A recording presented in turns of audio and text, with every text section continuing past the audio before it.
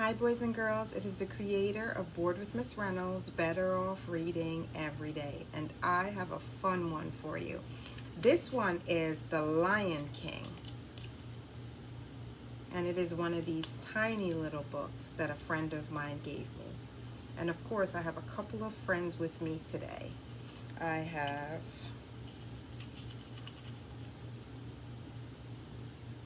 and I have got a couple of things. All right, let's do this.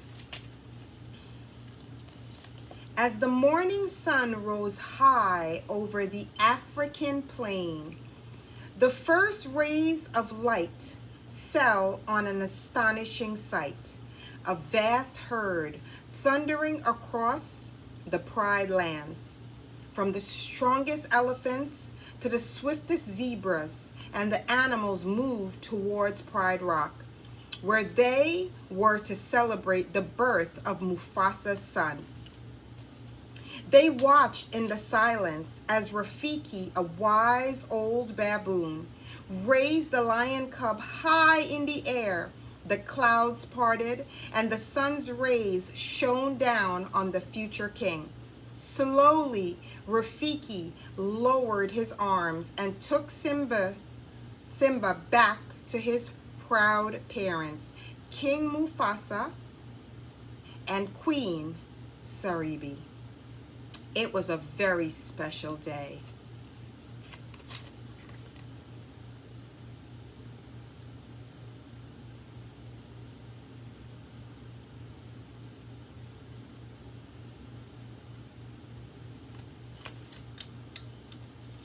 Oop, things happen. Time passed quickly for little Simba. One dawn, Mufasa led the little cub to the top of Pride Rock. Everything the light touches is our kingdom, said Mufasa. One day, Simba, the sun will set on my time here and will rise with you as the new king. Later that day, Simba met his uncle Scar. The cub proudly told Scar that his father had shown him the whole of his future kingdom. Did he show you what's beyond the rise at the border? Scar asked slyly. He said, I can't go there, replied Simba sadly. He's absolutely right, said Scar. Only the bravest lions go there. An elephant graveyard is no place for a young prince.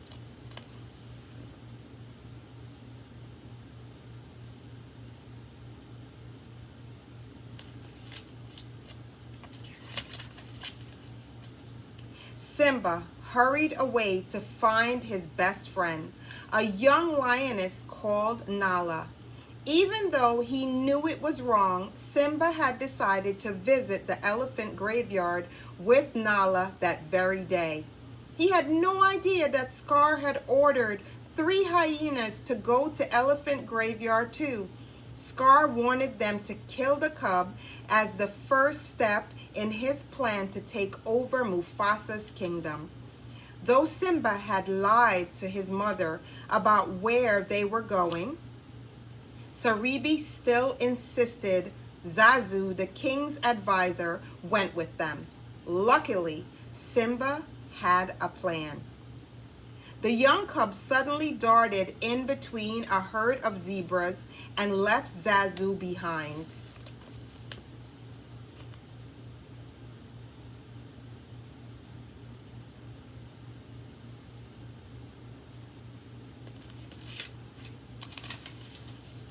Simba and Nala soon arrived at the elephant graveyard.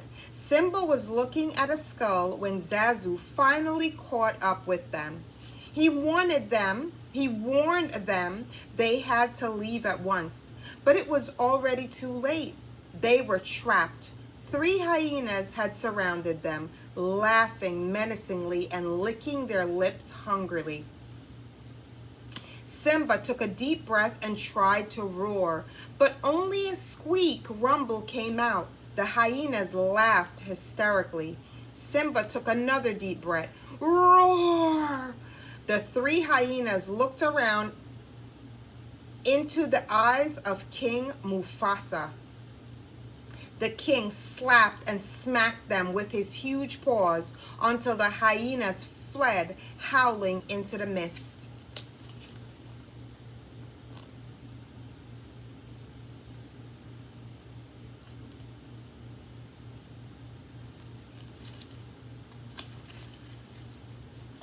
Mufasa sent Nala and Zazu ahead and walked slowly home with his son. "You deliberately disobeyed me," said Mufasa. "I'm sorry," replied Simba sadly. "Let's go home," said Mufasa. Simba followed his father, his head dropped in shame. The moon shone brightly above them and the stars twinkled in the dark sky. Mufasa stopped. "The great kings of the past looked down on us from those stars," he explained. "Just remember that those kings will always be there to guide you. So will I."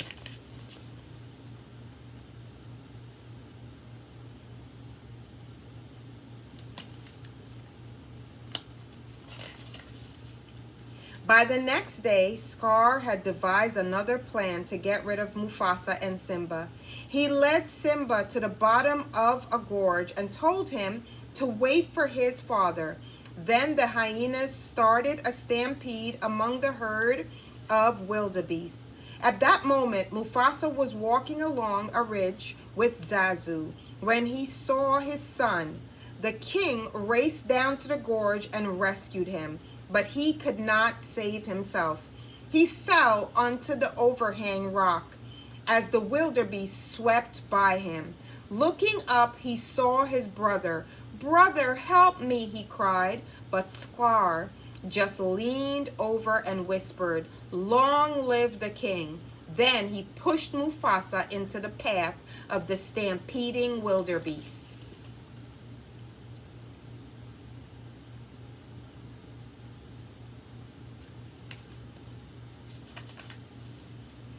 When the stampede was over, Simba ran to Mufasa. "Dad," he whimpered, snuggling Mufasa's mane. But the king did not reply, and Simba started sobbing. "Simba," said Scar coldly, "what have you done? The king is dead. If it weren't for you, he would still be alive. Run away and never return." As Scar returned to take the royal throne at Pride Rock for himself, Simba stumbled, exhausted and frightened, through the grassland, through the jungle. He took a few more shaky steps and collapsed. Hungry vultures circled around him.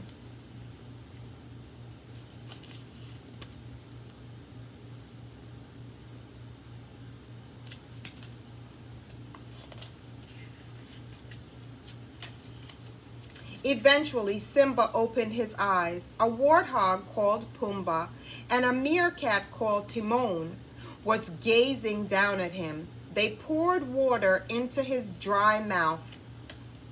"Where you from?" asked Timon. "Who cares?" replied Simba. "I can't go back. I did something terrible." "You gotta put your past behind you," said Timon. "No rules, no responsibilities, no worries. Hakuna Matata." Simba was quickly cheered up by his new friend's attitude. He even learned to like the taste of bugs.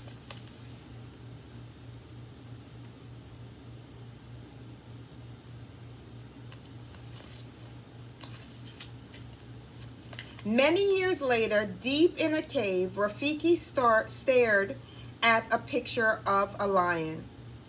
"It is time," he said, smiling and prepared to leave. The very next day, Simba rescued Pumbaa from a hungry lioness. It was Nala. The two friends were delighted to see each other again.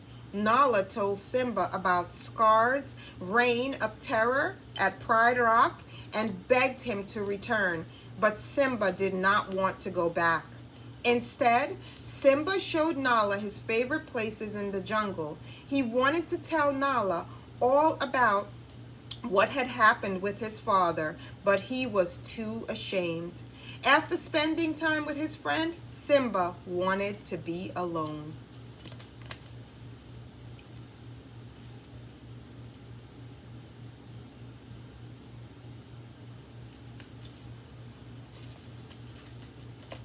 That night, Simba lay by a stream thinking. He heard a noise and looked up. It was Rafiki.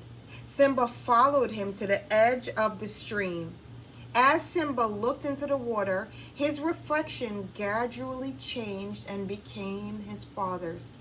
The reflection rose into the sky, and Simba heard Mufasa's voice. You must take your place in the circle of life. You are my son and the one true king. Then the reflection and Rafiki disappeared. Simba knew he had to face his past.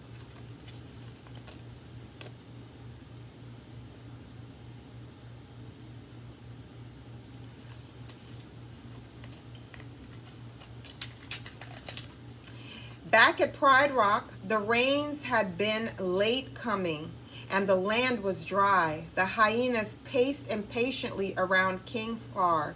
Storm clouds gathered, and a lightning bolt scorched the earth. As the dry grasses caught fire, flames swept towards Pride Rock. A lion appeared through the smoke. It was Simba. Scar lunged at Simba, determined to kill him just as he had Mufasa. In the fierce battle that followed, Simba finally heaved Scar over the cliff. Scar called to the hyenas to save him, but Nala and the lioness drove them back. Simba was victorious. Nala went to Simba's side. As they smiled at each other, it started to rain. The heavy drops soaked the dry ground, and steam beds filled up once more. The plains came back to life, and the herds returned.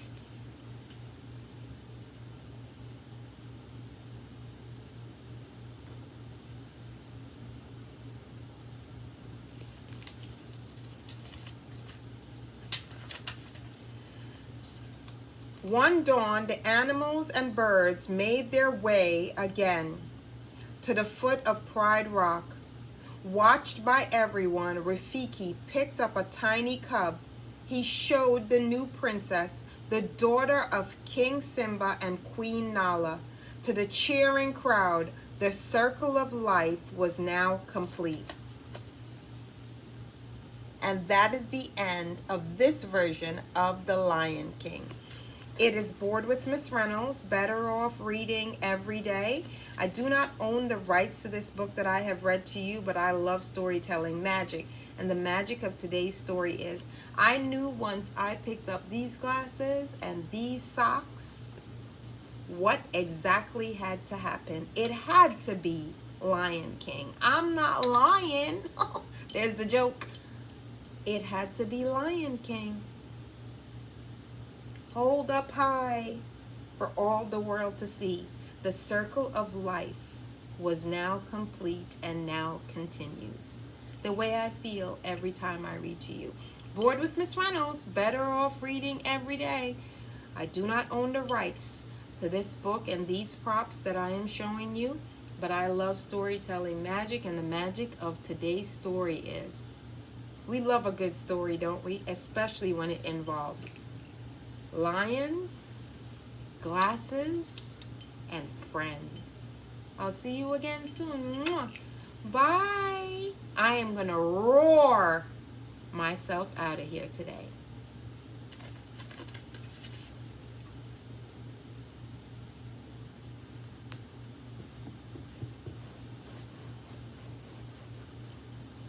That means, you know what it means. No worries, boys and girls.